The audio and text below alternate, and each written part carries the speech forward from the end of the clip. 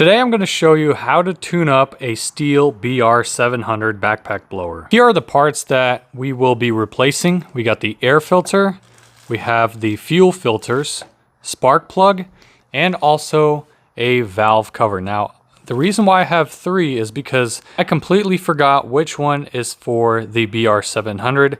I know there's two of them that look identical and one that is for, I believe this one is for the KM131R, which I'll make a separate tune-up video on that. And for the things that we'll be tuning up or replacing, we'll need a 8mm T-wrench or 8mm 1/4" socket, a fishing tool that will fish out the fuel line and fuel filters, a 0.1mm feeler gauge, and it has to be specifically with this kind of end on it.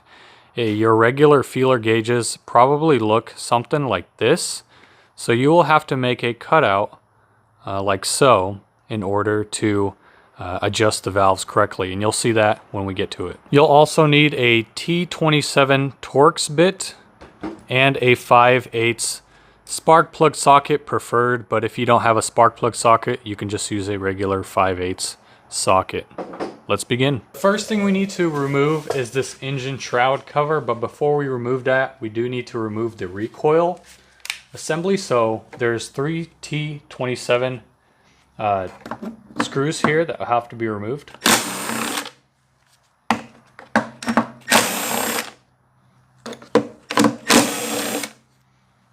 And this recoil can just simply be removed like that. And it's good to place all of your loose bolts in a little magnetic tray. Now the engine shroud cover has 1, 2, 3, and 4 screws that need to be removed. The bottom ones are hidden, of course.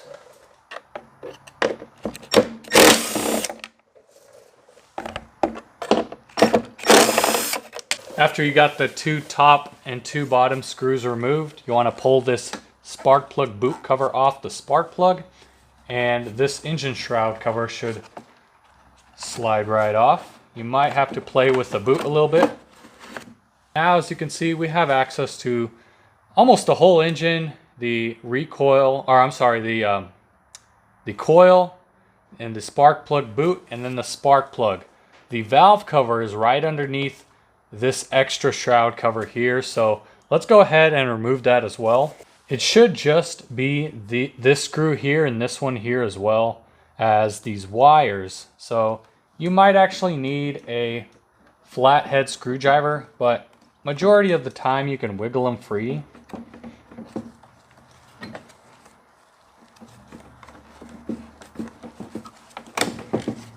And then take it and have these wires just sitting right there while we remove these 2 screws, one here and one on the bottom. Now this piece should come off. There we go. Looks like another T27 bolt is holding the valve cover on, the plate.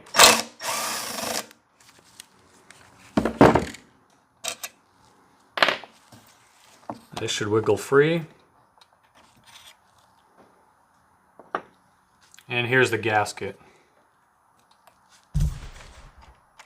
So we'll take the gasket off. And now we just need to match it up with the ones we got. See the 3 different shapes? Can you guess which one is the right one? You guessed it. It's this one here. So the part number for mine, which yours could be different, is 4282 029 0500. Before I install my valve cover gasket, I'm going to remove my spark plug because we need to locate top dead center in order to adjust the valves correctly. Now, to find your piston's top dead center, you want to simply get a flathead screwdriver and feel for where the piston comes all the way to the top before it goes back down. Now, you could, on this 4-mix engine, there's two things that could happen. So here's one, right? The piston's right there at the head of it, and the valves are loose. Now watch what happens when I give it 1 stroke. Okay, it's at top dead center. Well, it's at the top, but look, the valve the valves are not wiggling. So we need to continue all the way again until the cycle is fully complete and the piston's all the way up top, so that both the valves, the intake and exhaust valves, are loose, and we can finally get our feeler gauge and make sure to make the correct adjustments. Now, here's where your 8mm will come in handy. You want to set your feeler gauge inside like this and take your 8mm and slowly turn it, very, very slowly turn it. It does not take much to get this feeler gauge to make contact with this piston, or I'm sorry, with this valve.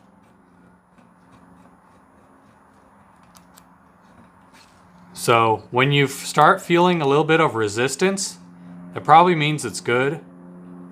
So if you can pull it out, you know, with force, then it's pretty good. If it's stuck, it's too tight. You have to loosen it up and try again. All right, so let's do this one, the exhaust.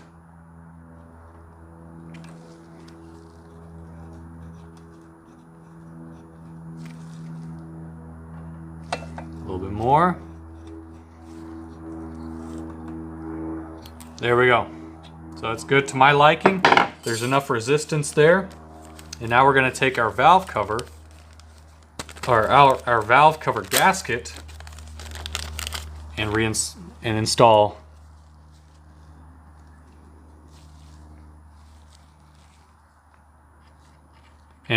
it. Now you want to make sure it's sitting flush and correctly. There's only one way it'll go on.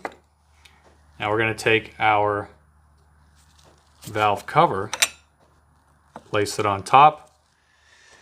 And with most kits, what you'll get is this little extra washer. Now my kit did not come with, I think it's like a copper washer. So we'll go ahead and reuse it. But if your kit came with one, replace it.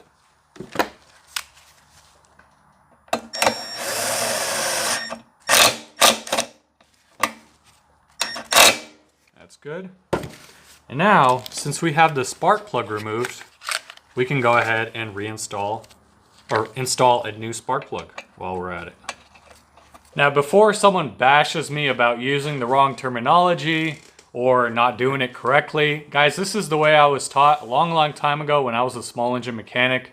I had like 3 years of full-time experience repairing small engines, and so all I know is what I remember from a long time ago. So, hey, if you're a professional mechanic and if you want to give me some tips or my viewers some tips, go ahead and leave them in the comments down below instead of bashing me or saying bad things. All right? Hey, we do what we can for people, and we just, we both educate people that need to know how to tune up these pieces of equipment. So, appreciate it. Thank you.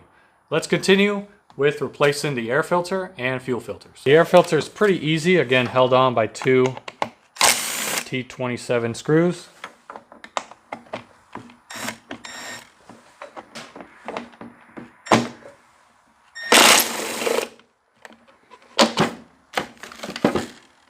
Take the old one off. Not too bad. Install the new one. Make sure it's seated nicely inside of the filter housing, and reinstall your filter cover. Now let's not forget this little cover here. What we're going to do is we want our spark plug boot to be on the outside, or our spark plug wire, but then this wire to be behind these two little tabs. All right, so it's going to go kind of like this. Now what we can do is we can place one screw on the bottom. Well, actually, let's do the one on the top. Kind of hold things in place while we work on the bottom.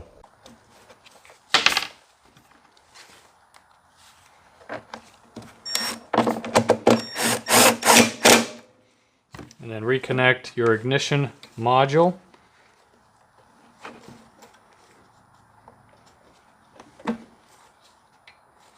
And your ground wire. There we go. One thing I need to mention about the engine shroud cover are these two bumpers. They're just the bumper vibrating supports or AV system, anti-vibration system. You want to feed your spark plug boot through first, and then go ahead and line up those two bumper supports with the little pegs on the that are on the fuel tank. Once you have those lined up, it's going to be a lot easier to install this engine shroud cover and your screws that go with them. Now the screws that hold the engine shroud cover have these coarse thread. They're more screws, not machine screws. So the machine screws have really fine thread. Those are for your recoil. These screw into plastic, and they're for the plastic engine shroud, all right? So keep that in mind. If you ever forget which screws go to where.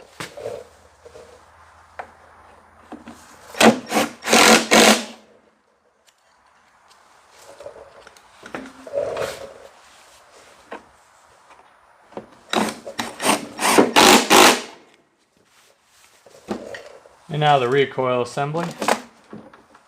Again, fine machine screws.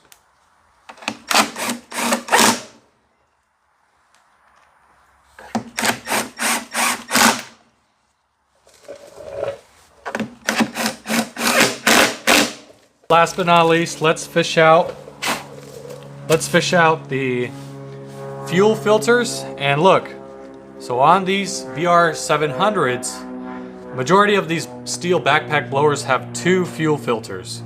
So one is going to have two inlets, and the other one is going to have one. And I'll show you which one and why that is, and which one goes where. So we're going to take our hook.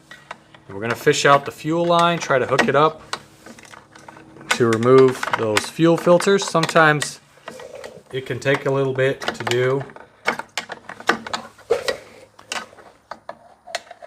And it's definitely easier to do this when your fuel tank is empty. All right, so I got it hooked up here. We're going to pull one out. Once we got the one with the double inlet out, the other one should be connected to it. So see, they're kind of both connected.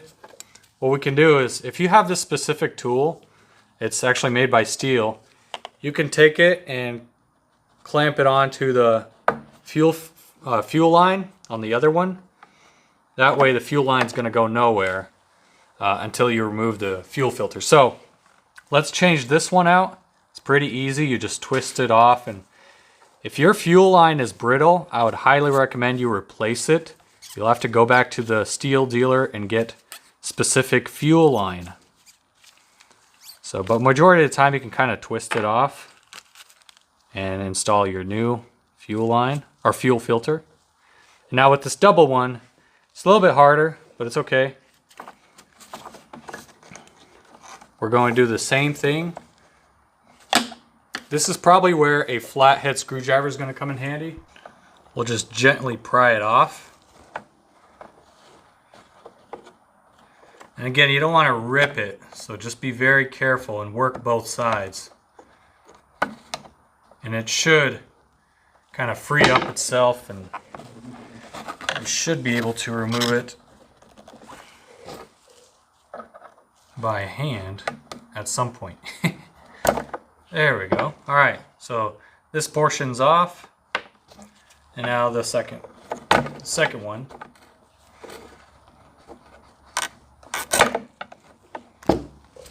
So I'm going to see if I can grab this fuel line and kind of hold it in place. So I am able to do that.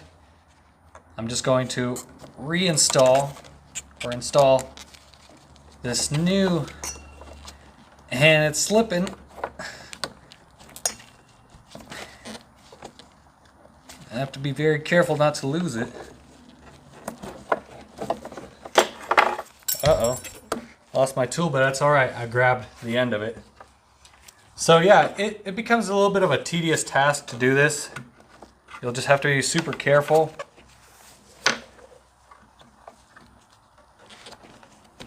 And if you're already looking at this video and you're like, oh man, this is way too hard. This looks like it's way too hard.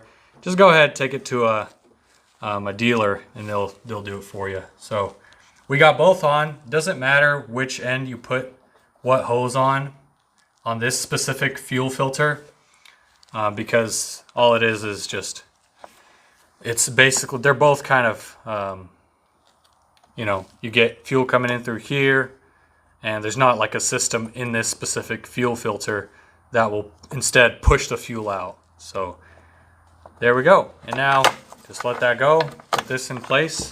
What I also like to do is kind of move the other fuel filter out of the way of the first one, because the positioning of these fuel filters, they have to, one has to be on this left side and the other one has to be on this right side. It's almost near impossible to get them perfect. But sometimes if you kind of pick at it, you'll see that the other one straightens out and lays across the fuel tank. So that's kind of the position that you want them at.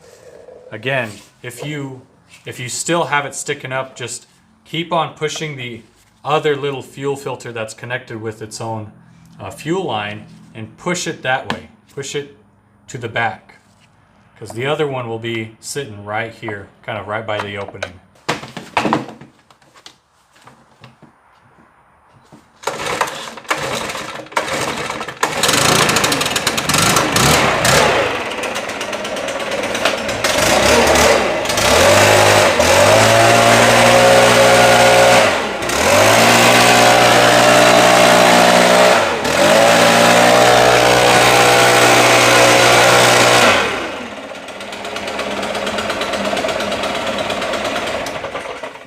Runs good. So hope this helped somebody out there that is tuning up their BR600, 700. They're almost identical.